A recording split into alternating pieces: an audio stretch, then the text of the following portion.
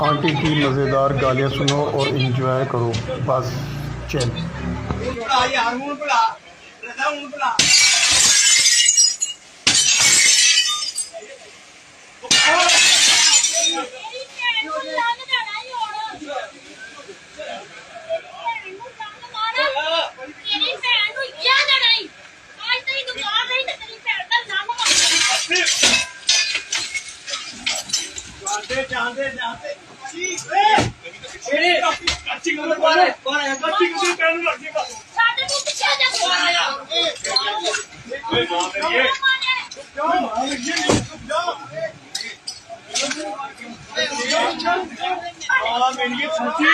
बस कर खून निकले मेरी माँ ने तो और नहीं मेरी माँ ने खून निकले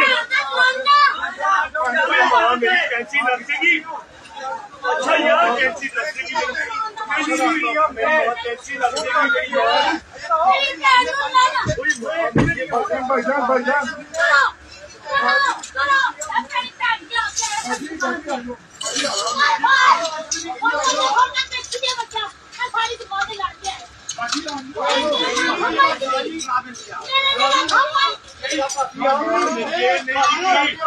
भाई देख लिया, ये होता है टाइम पे जाना कपड़े सिलाई करके ना देने का नतीजा।